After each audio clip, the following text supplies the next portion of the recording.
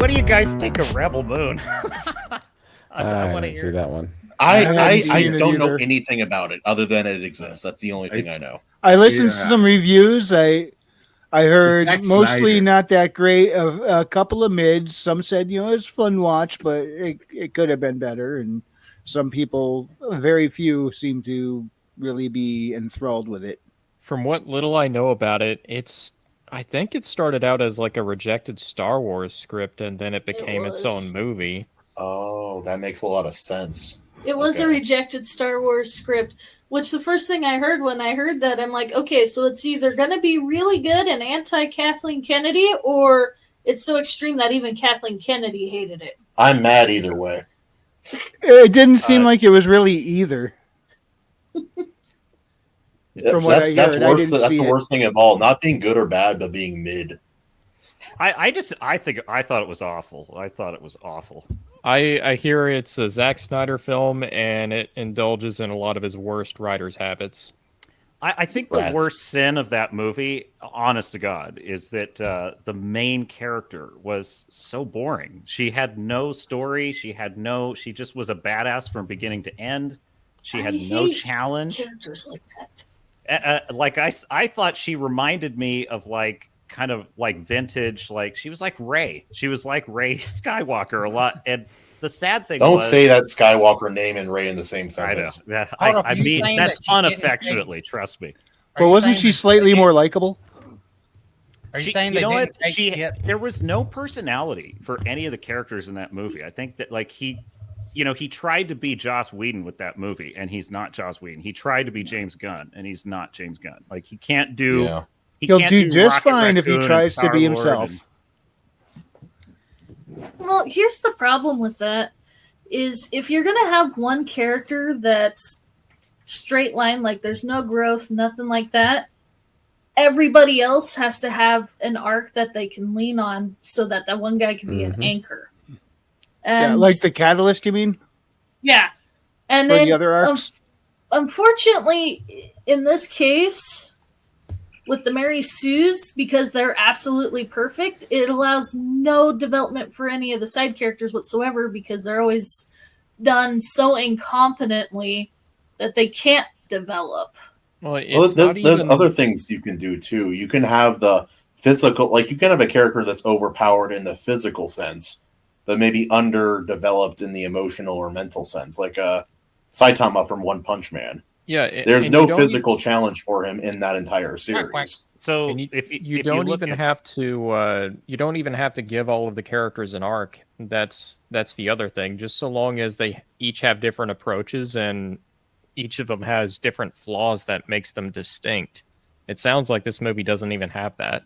So there's kind of two. I kind of thought she was going to be a Luke Skywalker character. She starts out kind of like Paul Atreides, actually. It's probably a better comparison. I thought she was going to be like Paul Atreides, someone with a kind of destiny, but she's green. She has to learn. Turns out this is actually a superhero movie. She's a superhero. And the problem is, in order for a superhero film to work, especially if it's not an origin story, which this is not, she's already a superhero.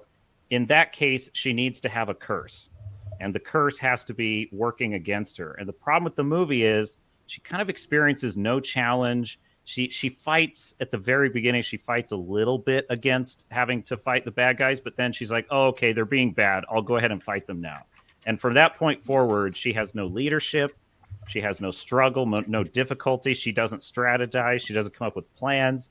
All these. Are you sure you didn't watch the Marvels? It's not as bad as the Marvels. No, the Marvels is. I don't know. It's between Marvels and Quantumania for me, the worst film of the year. I can't decide. I never saw them. We only watched the Marvels because we thought it would be funny to laugh at in person with someone else who hated it, and we were right. And Stormcrow, to answer your question on Rebel Moon, I consider it 2017 woke, meaning back when Kathleen Kennedy thought Rey was a great idea and everyone was all about that. It's like Zack Snyder is a time capsule of that era. And it's I actually think he's behind the times because this isn't the kind of girl boss they want right now. They want the girl boss that's, Cartman's line. You know what I'm going to say. I think we have a clip for it, don't we? Yes, we do. I'm going to it right now. Make Put a chick in it. Make her gay. Right. So, There we go. Zack Snyder, he isn't at that level yet. He's still back in Mad Max Fury Road days, where he thinks this is all brand new. I'm gonna have a Charlize Theron kind of badass girl. It's like I'm waiting for the era of chicks that aren't chicks being the lead. Well, Thing is, we like those chicks when they write them properly. When they're yeah, written properly, they're that's great. the problem is all of this whole I'm a girl boss thing is actually putting female characters behind. Because it's making everybody so pissed off that they don't even want to deal with them anymore. one of my favorite fictional characters is Kareth Race from the reimagined Battlestar Galactica series. She's an amazing character. She is a brilliant pilot. She's almost undefeatable as a pilot. But she's also flawed as hell. She's insubordinate. She gets thrown in the brig. She does dumb things. She gets beaten. The admiral has to tell her at one point that your knee is not working properly. You don't have the strength to pilot. You're going to have to sit this mission out. And she fights him about it. And she has to learn leadership. So the point is, she's an amazing character who's like a genius pilot. She also has baggage like every other human and has to work through those problems. She's a brilliant character. I also love flaws But like is she that. always dressed to pilot? No, she's a pilot with the heart of a pilot who is dressed. I love pilot. character flaws like that where I quote that all the time now.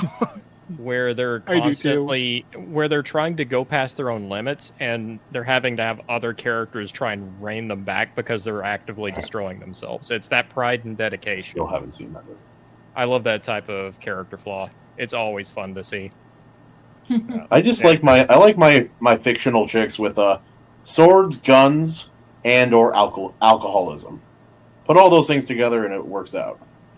Yeah. Sorry, Love mine's that missing the idea, alcoholism. Stormcrow, by the way. Love that idea. Oh, also, what was the? Oh, there was a book that I think it was a Neil Gaiman. Oh yeah, I was reading whatchamacallit, Good Omens recently, and it's like and it really called me out. It's like there's a specific group of men out there who, when they see a woman with a long sword on a powerful motorized machine, it does something for them. I'm like, all right, sorry. You know who's a great example of that is that type of female badass that was really good was in Arcane. Vi, or is it V? I still haven't seen it. She's the redhead V. She's a great character, and she's just a brawler. But the story explains why she's like that. You know, she's just a very stubborn person by nature. She's kind of a blunt instrument. I mean, in terms of her, actually, you know what? I thought I was going to hate Dungeons and Dragons, that movie. I was against that movie. I thought it was going to be awful. I go to see it. I actually kind of like it. And Michelle Rodriguez is pretty good in that movie because she literally is not good at anything in life except beating the crap out of people. And it actually works really well for her character. I thought she was going to be terrible in that movie, but that role suited her perfectly. The rest of the cast was balanced enough to make it so that it was tolerable. And that's a problem with a lot of these movies. They don't do that. Yeah. The thing we have to remember is that when people say we don't like female characters, they are creating an opinion that we don't have. It's like nobody has that opinion. It's like, or at least generally speaking, there might be exceptions. But what we're saying is we don't like your it's female just James character. No, just kidding.